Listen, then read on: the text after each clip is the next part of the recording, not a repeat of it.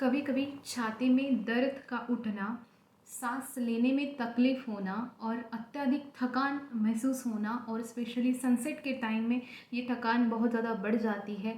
इसके अलावा आपको भूख नहीं लगती है, चिड़चिड़ाहटपन बढ़ जाता है। तो ये कारण जो होते हैं कहीं ना कहीं आयरन की कमी यानी एनीमिया की वजह से हो सकता है। तो इसका जो इलाज है आपके किचन में छुपा हुआ है। ऐसा नहीं है कि आपको पालक और बीट रूट से ही आयरन मिलेगा। जितना पालक और बीट रूट में आयरन नहीं होता है, अनारदाने में आयरन नहीं होता है, उससे कई गुना, इवन इससे दुगना तिगना नहीं 100 गुना ज़्यादा जो आयरन होता है वो बाकी चीज़ों में होता है। उसके बारे में हम आज देखने वाले हैं। ऐसी चीज़ें जो कि बहुत ही ज़्यादा जिसमें आयरन कंटेंट अच्छा होता है और तत्काल में विदिन 1 मंथ में आपका जो है एनीमिया यानी कि आयरन की कमी को दूर कर सकता है। सामान्य महिला और पुरुष को रोज़ाना 8 mg का आयरन रोज़ाना खाने में से मिलना चाहिए। लेकिन जब आप डेफिशिएंट हो जाते हैं, जब आपको एनीमिया है, तो रोज़ाना आपका रिक्वायरमेंट जो है 150 से लेकर 200 mg तक रोज़ाना होना चाहिए। तो इन 5 चीज़ों में देखिए कि आपको कितना ज़्यादा आयरन मिलने वाला है। नंबर 1 पे आता है गार्डन क्रेस सीड्स। इसे हलिम के बीजा कहा जाता है या फिर आड़ू कहा जाता है। ये यदि आप 100 ग्राम यदि आप लेते हैं तो आपको मिनिमम मैक्सिमम 100 mg तक के आपको रिक्वायरमेंट मिलता है। मीन्स आप यदि हलीम के बीज के 2 लड्डू खाते हैं 200 ग्राम के, तो आपका एनीमिया वाला जो प्रॉब्लम है आप डेली बेसिस पे खाते हैं तो वो सॉल्व होना चालू हो जाएगा। यदि आपको हलीम के बीजा नहीं मिलते हैं तो और क्या ले सकते हैं। रोज़ाना यदि आप बाजरे की रोटी खाते हैं तो बाजरे में आपको 100 ग्राम के बाजरे की रोटी में आपको 8 mg का जो है आयरन कंटेंट मिलेगा।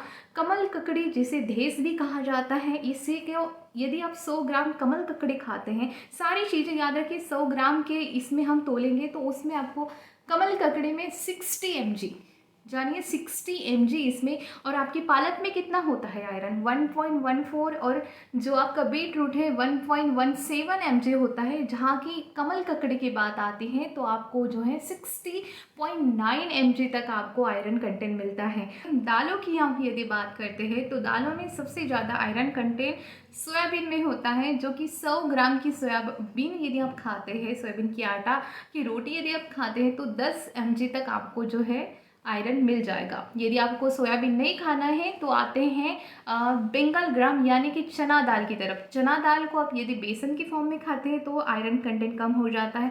यदि दाल खाएंगे तो भी आयरन कंटेंट कम हो जाता है। बट आप यदि भुना काला फूटा चना खाते हैं, जिसे रोस्टेड बंगाल ग्राम कहा जाता है, उसमें आपको 9.59 mg तक आयरन कंटेंट मिलेगा।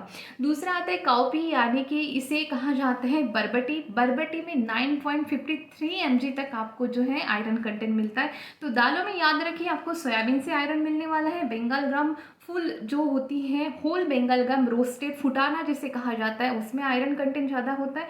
तीसरा बरबटी यानी काउपी जिसे कहा जाता है, इसमें तीन दालों में आयरन कंटेंट ज़्यादा होता है। अब बात आती है सब्जियों पे। सब्जियों में जितना स्पिनच में आयरन कंटेंट नहीं होता है उतना ज़्यादा जैसे अमरांत कहा जाता है, जैसे आपने देखा होगा लाल भाजी है या जो भी अमरांत की कैटेगरीज की जो वेजिटेबल्स आती हैं उसमें आपको ये ज़्यादा मिलेगा। दूसरा है अदर वेजिटेबल्स में सबसे ज़्यादा आपको कमल ककड़ी यानी धेस में मिलेगा। गोभी के पत्ते जो फूल गोभी होती है उसके पत्ते में अभी आपको 65.9 mg तक जो है आयरन मिल जाता है। चना की भाजी आती है, चना भाजी जो कि बंगाल ग्राम की जो लीव्स होते हैं उसमें नियर अबाउट 25 mg तक आपको आयरन कंटेंट मिलता है। तो यदि आपको डेली का रिक्वायरमेंट आप डेफिशिएंट है, आप एनीमिया आपको है, तो आपको 200-300 mg तक आयरन लेना चाहिए। सभी चीज़ों का आयरन कंटेंट आप नोट कर लीजिए और जिसके चलते आप जो है 200 mg तक का डेली का रिक्वायरमेंट पूरा कर सकते हैं। अब आते हैं ड्राई फ्रूट्स में। ड्राई फ्रूट्स आलमंड्स और वॉलनट में 5 mg तक आपको जो है आयरन कंटेंट मिलेगा।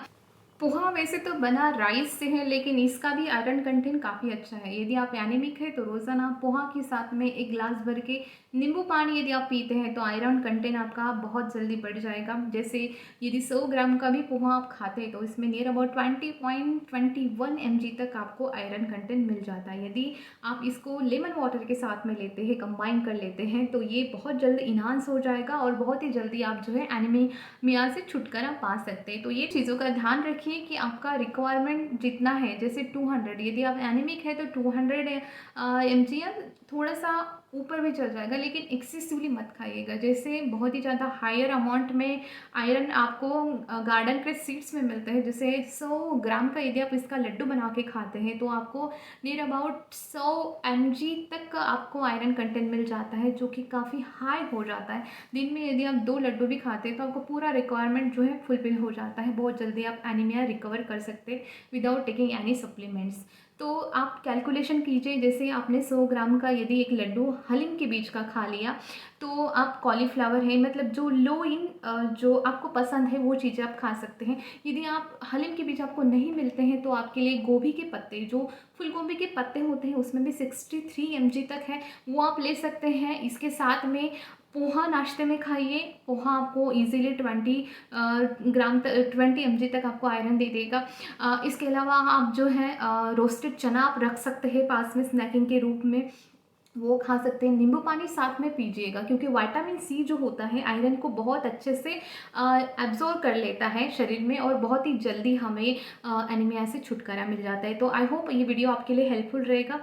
जानकारी अच्छी लगे तो वीडियो को लाइक कीजिए, और इसी तरह की जानकारी के लिए चैनल को सब्सक्राइब ज़रूर कीजिए।